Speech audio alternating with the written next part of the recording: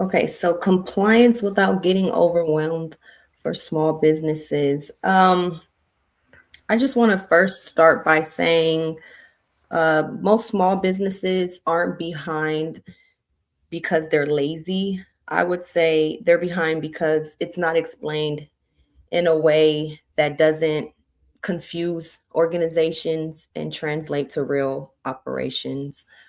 I think that's the biggest thing that we kind of spoke with before.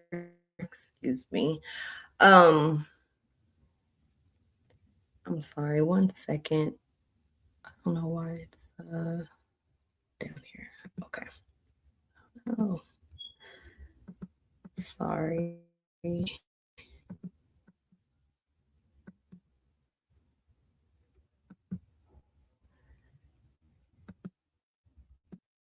Okay.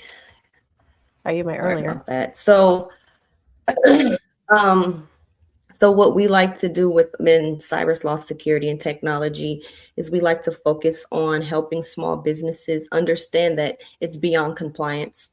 Like John was saying, security isn't just compliance. It's more so about protecting your ability to win and keep your contract. So if your objective, which I'm sure most of you that are here, that is the objective, is to maintain your contracts.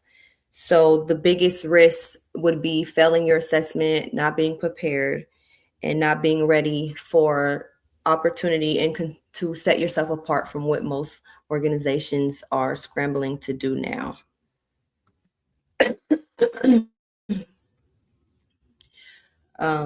Many of you are aware that November of this year of 2026 is fastly approaching. And although you may feel like there's time, where we don't want to wait.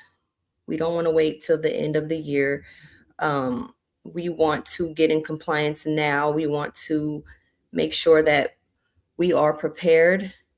And um, I like to break it down by providing questionnaires, going through your contract. So reading through your contract, seeing where you stand, what's required to maintain that contract. Are you level 1? Are you level 2?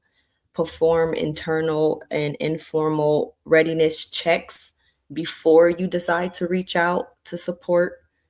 Um, Many small businesses are on the verge of losing opportunities.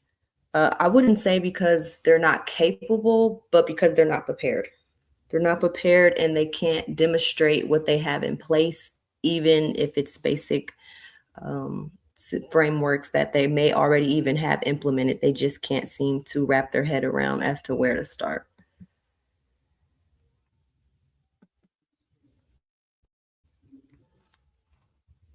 So I know that you're aware that there's 3 levels. I'm going to talk about level 1 and level 2 because that's where most of my assistance and firm works within.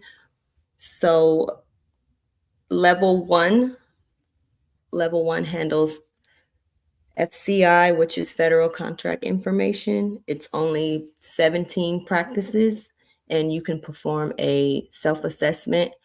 I like to recommend before you enter in any information and provide that self-assessment that you actually reach out to a consultant, possibly to make sure that all your I's are dotted, your T's are crossed, and everything that you feel is prepared before you input anything into SPRS. And if you're not familiar with that, that's towards the end. Level 2 is 110 controls, and it's if you're handling CUI. Some people may feel, oh, but I only do just this one little thing, it counts. So even if you feel it's just one, remember that it still qualifies. So you're under level 2. Level 2, I like to say, is where compliance becomes operational. So it's more than just what you say, it's what you can prove over time. And this is ongoing. So it's not a one and done. It's not, oh, I'm level 1 and I'm done. No, this is annually. And same thing, it's a living environment. So you're going to keep having to update it.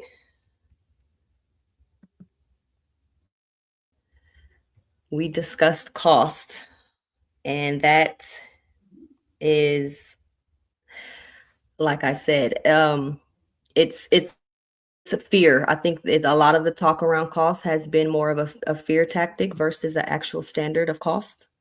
So there is a range, and I know it's a large range, but think of it more so that the cost isn't just about money.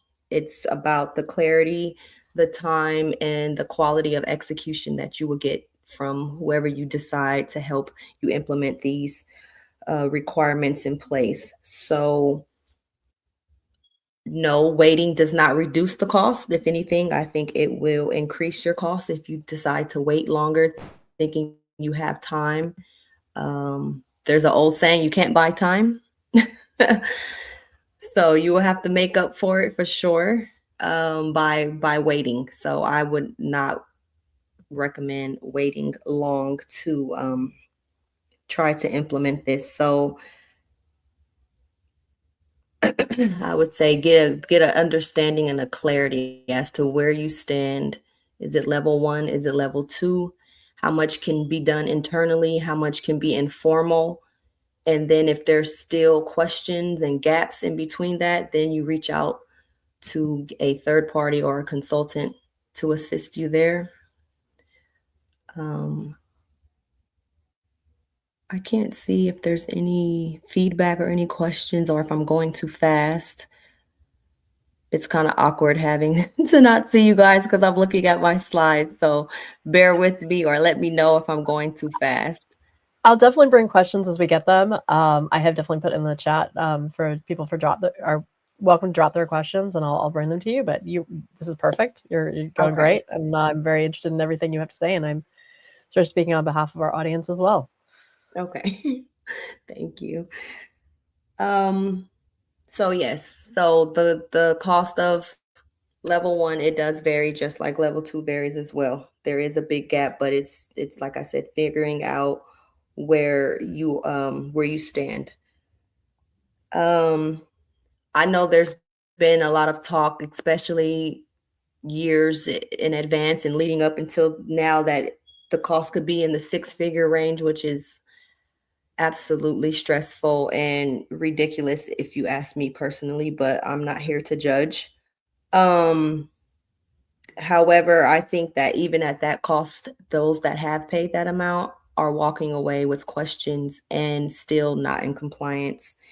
And they're having to redo the work, and they're finding out that they are out of budget, so they've made someone else at a lower cost complete the mess, and now they wish that they would have found a more reasonable price. So I definitely would say do your due diligence. Make sure that you have things in order and not just the cost doesn't mean that the quality will be right. So I would say to look make sure that's correct. Um All right, could you go over what systems need to be compliant? Because there's some confusion in regards to, is it only the systems that are handling FCI, or is it all systems within an organization? Could you clarify that for people, please? yes. So when you're doing it, we want to know all your systems. However, the ones that are in scope are the ones that are actually touching CUI or FCI, as well as the people. So sometimes you think it's just your computers, your laptops, your phones, but it's also your employees who has access to these things. So it's beyond just devices.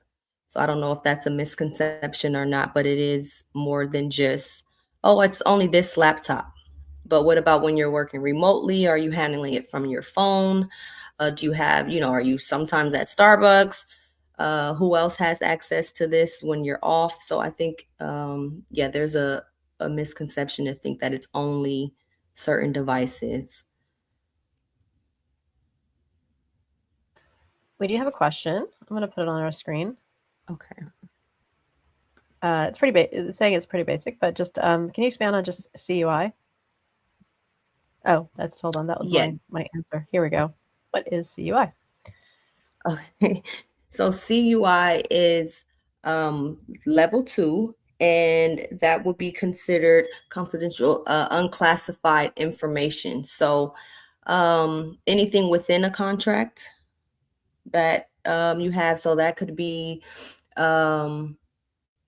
like diagrams, vendors, just things that can't be released. Some things we feel are minor, but to the outside world, those things you do not. And a lot of them are already labeled, so you will have an idea. I don't know if that's a good enough example, but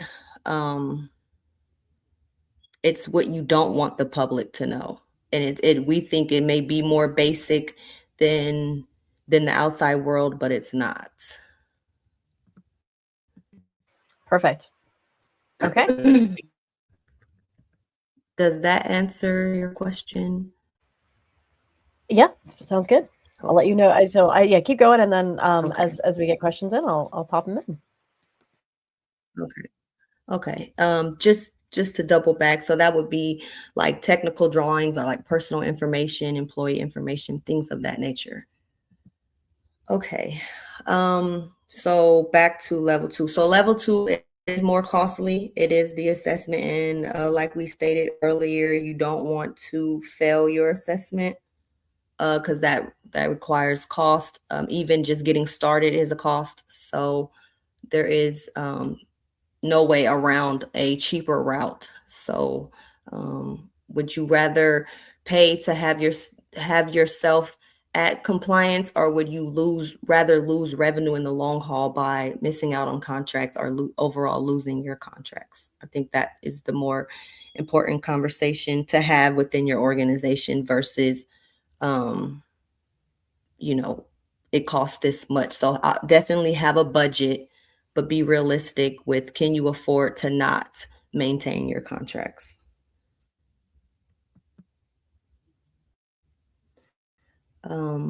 We spoke earlier about, do we think that there will be companies that are completely going to miss the mark? And yes, there will be companies that are just going to give up, or just ultimately not prepare themselves to be in position to maintain their contracts and ultimately have to exit out of the market, which you've gotten this far. Like I said earlier, I think that the topic at hand is more complex than what we actually understand. So if you can get someone by your side that can translate it for you to make it more easier, you don't have to give up. You don't have to forfeit where you stand, and you can actually be ahead of your competition by maintaining your compliance.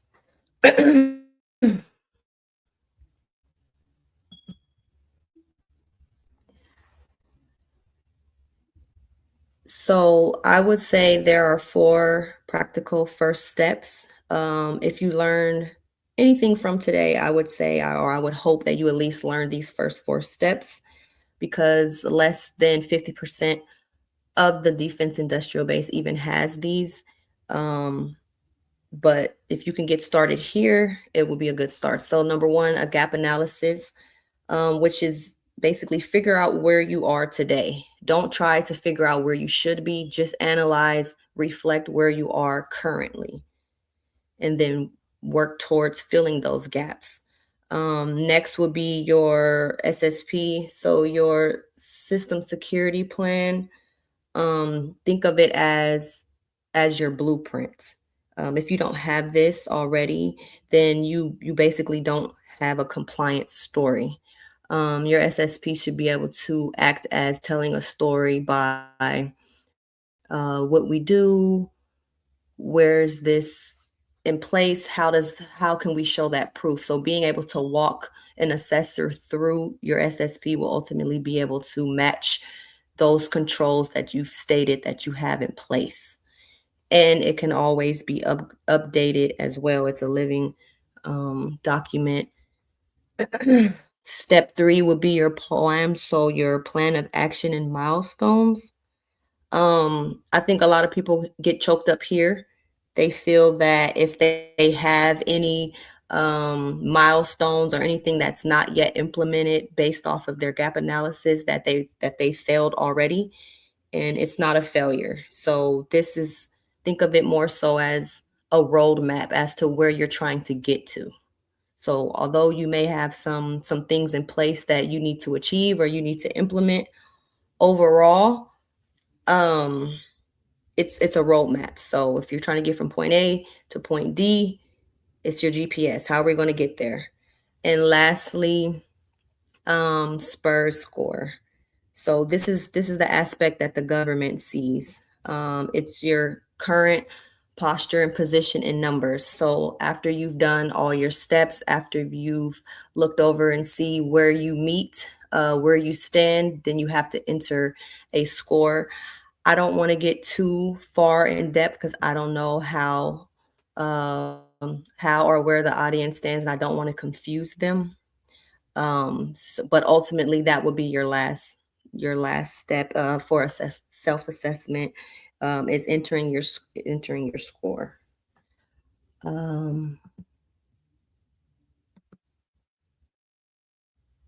Okay, so I pretty much went over what a gap analysis is, which is basically looking in the mirror. Where does your business stand, and where are we trying to get to? Your SSP, like I stated, is your blueprint. Your POAMs shows your failures, shows your flaws. However, there's room for improvement. So that's why we have that there. Don't get discouraged at this point and think that you'll fail. This is actually a good thing. And then lastly, your score. Moving on. So that will be considered your compliance engine. And remember, compliance is not just about being perfect. So we want to be accountable and we want to move the needle. So that will be the objective. It's not that much pressure to put on yourself as to, oh, I failed, we're not going to make it. It's not that dramatic. So there's two options, at least I like to say that, of how to execute. So you could either do, like I said, internal informal route where you try to do it on your own, which I think for level 1 self-assessment, that's capable.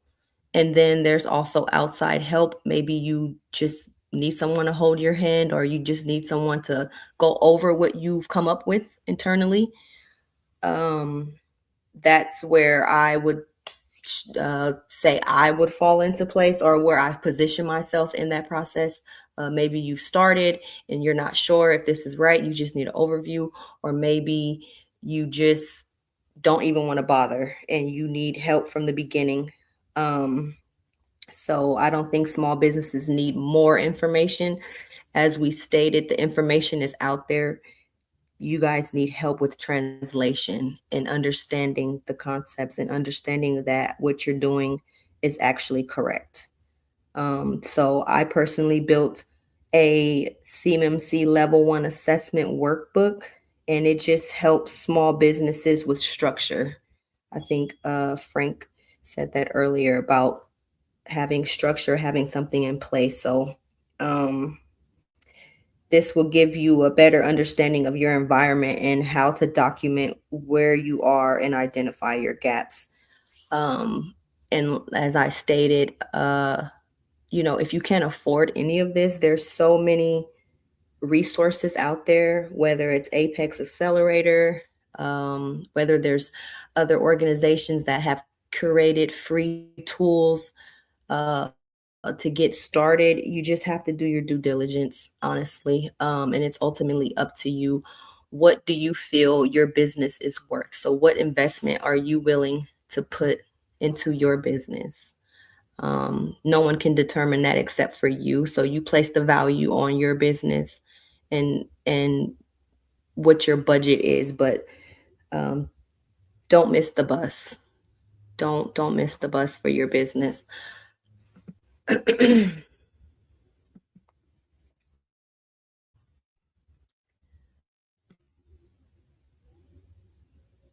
um,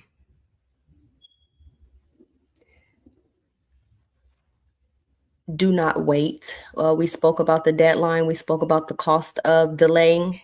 And I think a good point to make is three things if you wait too long. You'll lose your positioning. There's others that are just now getting into government contracting that are understanding coming in what's required. And then there's those that have been operating for years and think that I've been here, I already know what to do, but yet they're taking their time. So don't lose your position. You're going to be competing with everyone that's waiting to the last minute. And then we all know that there's a shortage of assessors and consultants to provide that. There's over 200,000 defense contractors and less than 1,000 assessors. So if you do the math, if you wait to the last minute, you're going to be trying to squeeze in. And it's not fun. It's like the lines at Disneyland. You don't want to wait in those lines. Just get the pass, get the pass for the rides to get to the front. So while you can, while you can, and I would just like to end with asking a question. We know CMMC is already coming. It's not coming. It's already here. But will you be ready before it impacts revenue? And I don't know about any of you, but I'm in business to make money. I also like to help people, but we're here ultimately to make money. So if you don't have a contract or you're not, operating to a certain standard, you do lose money. And we never want to be in the red. So, figure out your route, figure out the way that you decide how you want to move forward, price, find your community, find your resources, find whichever works for you, but just start somewhere, please. Start, even if it's just the internal starting. So when you at least approach someone else, you say, hey, I have this. I'm not sure if this is enough, but this is what I have. So just start, because it's better to move the needle than to not get started at all. That's Excellent. That's We what have another question. Any question? Okay. I will stop sharing and get back on. You're stopping sharing. I'm gotta get us all back on screen. Hello. Good to see you. Okay.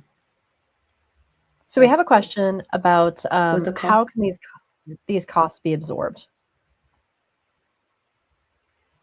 How can they be absorbed? Like, can they be added? They can't. I mean, I don't think they can be added specifically to an extent to a contract, but how can you maybe, sort of be thinking about this as you are bidding contracts? So working it within your budget. If you know that you want to bid, it's a non-negotiable. So if you have a budget for marketing, if you have a budget for anything else, you have to implement a budget for that as well. Like I said, if you are really, really tight, there are other programs. I don't know the weight.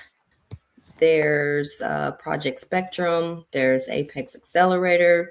There's other nonprofits within that sector that can help you, but I don't know how many people are trying to get the free resources. So just like when you decided to start your business and you were innovative and you probably bootstrapped to where you are now, you're going to have to get back to that mind frame and get in that position of how can I get what I need to get. So do as much as you can first, because that can kind of shave off some of the costs. If you have most of it in place, your consultant hours are going to be shorter because you don't have all these other things. So just try to do as much as you can and implement a budget. It's a non-negotiable to have a budget for your compliance and your security. It should be. Excellent. Thank you for that. I think that question, Philippa, might have came from when this all really started. One of the first things that the government came out and said was, we're not going to give you any more money to make this happen. And that kind of stemmed from existing contracts. You know, so they weren't going to go back to contracts that were already, you know, awarded and say, hey, we'll give you money to become compliant. They were kind of setting a line in the sand and saying, we're not going to go backwards and give you money to make this happen. You know, whereas now with contracts, like when you're going through your contracts, what you as a company charge the government for day-to-day operations is totally up to you. You know, that might come into play with winning a bid or not winning a bid, but for the most part, I think a lot of people got really scared. They're like, well, they're not going to give us any money to make this happen. And again, I think that was more of a retroactive type of thing. They were like, oh, we're not going to go backwards to, you know, to give you money for contracts that are already awarded. So that there's a lot of confusion on that question. Yeah. Even in the original documents, they had a layout of what they felt the cost should be. And there was a lot of pushback stating absolutely not. It will be far more than what was required. So I think it was just, like Frank said, an original like implementation that they had in there that no longer exists. Speaking obviously that we're on a tight runway, can you speak to the time? And obviously it's going to be different for different businesses based on how far along they are. But if someone was saying, okay, I need to do my own resources to the best of my ability, and then I need to find a contractor, and then I need to book an assessor, what might someone want to think about from April through November in that regard? I would say one, it's crunch time. So, and then like I said, there's a shortage. So there's people that are already on the calendar that are waiting for an assessment. So waiting will only put you at the bottom of the list. So you're up against time. You're up against those that, I mean, unfortunately, there are some organizations that are there for a money grab, and there's some organizations that are desperate. So you have to deal with the people that are willing to pay more to get ahead. So it's just one of those things where the sooner the better. I don't know any other way to express that. It's just, you have to start now. And like I said, even if that begins with an informal internal look at what you have in place right now.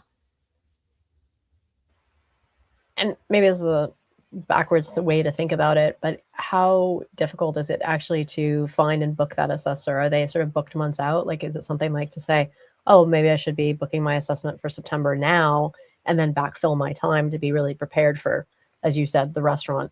What do you call these people who come in and do the evaluation of yes. Yeah. So is it something you have to kind of book ahead of time, or just because it is something you have to be booked ahead of time? Even like currently I'm doing it's not CMMC, but it's a SOC 2 type 2, and they want to be done by a certain time. So when they reach out and say, hey, I need to have this assessment completed by this time. Can you help me get prepared for this date? So some organizations are coming with a date in mind, but it doesn't guarantee that the date will be available for you. I think one of the things that they're discussing, I'm not gonna, please don't quote me or anything, is the fact that when, like, come November, if I have an assessment scheduled, am I okay? They haven't really kind of said that, that tends to happen a lot in the government. So we're hoping that happens here, but we'll see.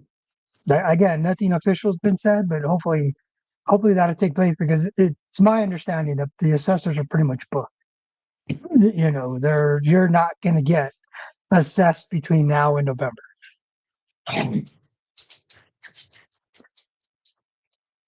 Yeah, because it's real difficult to become a C3 PAO, those who can perform the level 2 assessments. So that's the thing too. You'll see, I think eventually more and more of them will be coming into the market because it's a lucrative market. But it is tough. And if you're a subcontractor, if you think you're even if you're involved in this space, you definitely should be looking into this and moving forward, because we talked about in the earlier one. I think these kind of governance requirements are going to be the norm. They're going to be the standard. And it does benefit you. Is it expensive? Yes. Security is always expensive, but looking into this now, I think will pay dividends. So we have another question. I'll put it up on the screen here. What type, if any, certification should you be asking the consultants to hold? So what are we looking for when we're seeking a consultant to guide us through this process? So I am a CMMC registered practitioner. There's also CCPs, there's also CCAs.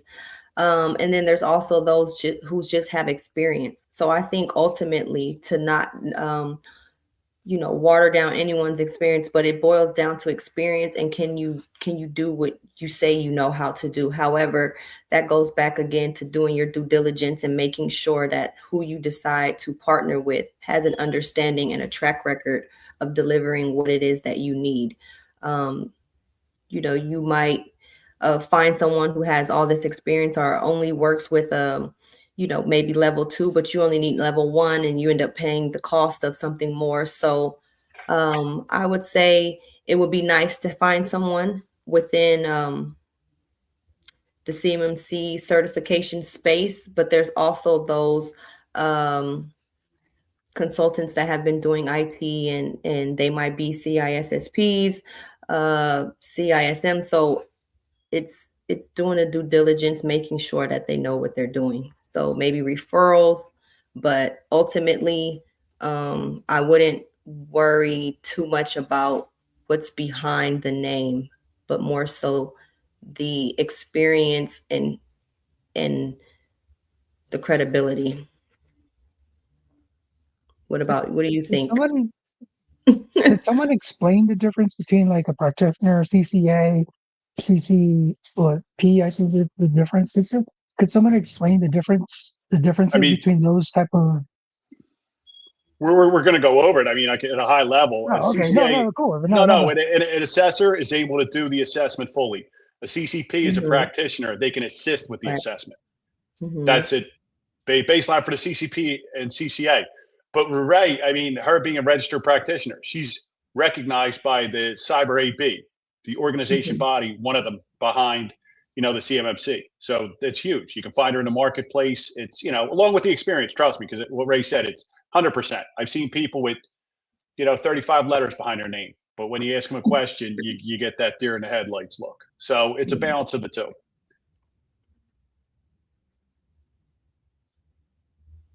And then what you just said is there's a marketplace. So if you're looking for these 3 people, is the marketplace a place to look for both?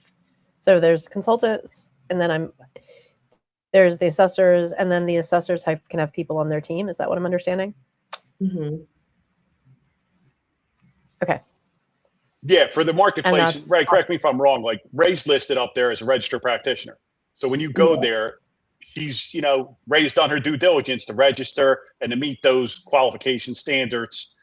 So, Cyber AB is, like certifying that they've done their research on Ray. So I think that is beneficial. But I can speak for the CCPs and CCAs, they're on there. Because, once you get all done, you get added to there. Because I remember changing my address. It threw up the home address. I was like, oh, no. So we removed that right away. But, it's part of your research. It's a good part of the process. I'm not saying you would just generally go there and pick that person right away. But it is beneficial. It's costly, though. It's not cheap. There's also registered practitioner organizations. So there's a lot of different titles, but I think it's like high school. It's like the more acronyms you have after your name, the more you may be, but I don't think it's to knock anyone or to say one is more valuable than the other. I personally think experience and knowledge more than anything else. However, because we take and value our services seriously, we took the next step to get certain things behind our name, and those that are not yet assessors are most likely aspiring to be, and those assessors are probably aspiring to go a little higher. So ultimately it's the passion behind it and the knowledge as well. So that's how I feel.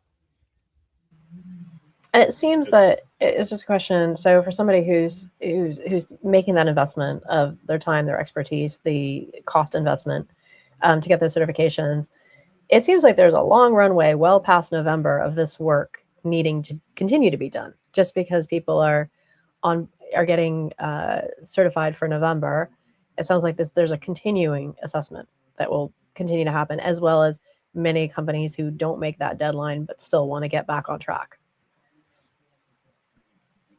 Yes, like the self-assessment, the annual assessment. So you'll be doing this annually, which is why I stated these SSPs and things are living documents. They're going to be edited. They're going to be able to be edited, added onto, removed. So even when you onboard someone new in your organization, you now have to update your policy because you're giving them different access and all these things. So as long as your business is thriving and growing, so is your security systems plan. So it's a continuing thing, which I think is a good thing, because people get complacent and they get comfortable and they think because they did something once that it lasts a lifetime. So it doesn't. And Frank, you talked about that before. You said, "Oh yeah, I did that last year. I'm good." Yeah, it's so hilarious that we work in an industry where they brag about how many new threats there are daily, but yet they think they only need to scan their network once a year. It blows my mind. Well, it sounds like there's a lot of work to be done, but it sounds like we have such an amazing group of people here to do it. And I love that it spans the spectrum of it. And I'm just so happy to have this conversation. I think it's super important and very, very helpful. One more question as we wrap this up before we head over to our next session, which will be led by Frank. What is the role that you see of the major companies like the Googles and the Microsofts in their relationship in their federal and DIB departments or public sector? Because I'm seeing, for example, like I was just doing some research on Microsoft, and they had a lot of blogs and content related to CMC come out in 2022, 23, and then they've kind of gone super quiet from what they're talking about. That's not to say they're doing events and other things. I was just kind of in the blog world, but they obviously have certain tools that can be used that get people compliant faster. They just come at a price. But yeah, what's the role of sort of the big tech companies and their offerings in all of this? I want to think see it's what everybody convenience. before I go. Okay. I think like Microsoft, I think Claude has one. There's also AWS. They offer convenience, I think, but I think then they go silent. So they have these high cost tools and products. It's a money grab for sure. And then they go silent because this is not a new topic. It's a hot topic. So, but it's evolving. So they have these tools, but because everything's moving so fast, they can't really keep up. So they go silent after getting the money because they have things on the back end that they have to continue to do. I think that they're helpful. They're a starting point, but you shouldn't solely just rely on, oh, I have this Microsoft tool and that's the end of it. In this industry, it's always zero trust anyways, right? So just because you have something, you can't just solely depend on it. I think it's helpful, but I don't think it's a one all and be all. Yeah, Ray, absolutely. Shared responsibility model. They can only provide so much. Okay, I'll go. I might piss them off, but I think they're responsible for coding, for letting us know how secure and unsecure their products can be. What I mean by that is, like when you look at security technical implementation guides within the DoD, the companies are in charge of creating those STIGs for, let's say, like Windows 11, for Cisco switches. I think we need to hold them to a high standard to make sure Absolutely. that they're meeting those standards. And if we don't, what happens is that we get products that aren't secure and don't even really need to be secure because no one's holding them accountable. And I think Yeah. it's, the federal government or us as, in a capitalist society, we need to hold them to a very, very high standard. And I think they can meet those standards, but I think we're kind of treading on this like very kind of weird water right now where we're trusting them a little bit too much. And we need to trust, but we also need to be able to verify. And we need to look at them and say, okay, you need to make it easy for me to verify that your products are as secure as you say, because there's a lot of companies, what they're doing is they're saying, okay, I'm secure, but you have to trust me that I'm secure. And you're like, no, we should be able to verify your security. And that's kind of not taking place. And they're kind of coming up with like these products that say, oh yeah, it's secure. How do I verify? Because I'm telling you. And we need to be careful with that. And hopefully we get to a point where there's a trust but verify kind of capability that takes place, but we'll see. Yeah, with you saying that, it's funny how they put the pressure on us. We just go off of their name, the big brand, and all of a sudden, now it's flipped. Now we hold all the weight when, like John said, it should be equal. And I agree Yeah. with what you're saying as well, Frank. It's interesting how the tables have turned. Yeah. Why do we need a hardening guide? Look at Cisco lately. They've had some 9.5s, 9.9. If I was a new company, I think I Right? wouldn't be going down that route. It's bad. Yeah. Why do you need a hardening no guide? one, yeah, trust me, no one here loves Microsoft more than I do, but Yes. like we just don't hold them to that standard. So why should they meet that standard? I don't blame them. I kind of blame us, but it's up to us to hold them to that standard. I think AI is going to help us there. I hope so. I hope so. I love that. I appreciate And it. I'm also leading. No, I'm sorry. I was just going to say with that statement about. I'm sorry. Go ahead. I don't know. I was saying, go ahead. Floor is yours. Oh, no, I was just going to piggyback off of their statement. I was going to say this almost leads into John's segment because with AI and humans work hand in hand, and there's so many new opportunities of creating tools, and there's a missing piece. So how we are expressing our feelings behind these large companies, there's going to be now someone that comes in and creates something without a name as big as Microsoft or anything like that are going to come help implement these tools that we need. And this is why this space is such a good, not just for those within the contracts, but those within career pathways that are looking to pivot. There's opportunities on so many different levels. So I'm interested to see the growth and to be an advocate for those that are looking for a entry, not an easy way in, but just an opportunity. The opportunity is there. I love it. I'm very inspired by it. As everybody here knows, I'm graduating in 2 weeks. I've finished at my mid-career reset in graduate school, and you've got a stage of nice cybersecurity career ambassadors. So I love being part of that program and inspiring other people's careers at the same time as I carve my own. And I don't know where I'm going to land. I do know that it's going to be in service to DIB, and it'll have a cybersecurity geospatial intelligence pathway. So I'm excited to be here to learn as well as to inspire others. And I love what you're saying about there are many career pathways that exist and are continuing to be formed as this progresses. And that November is a big deadline, but that these assessments will continue, and the roles and the work it continues to evolve and to mature. So with that, I love it. Any final words, and we'll jump over to Frank's session. And Ray, thank you so much. Really insightful. Thank you. All right, everybody, we will see you in the next session for organizational readiness for CMMC, what leadership needs to own with Frank. So we'll see you all there next.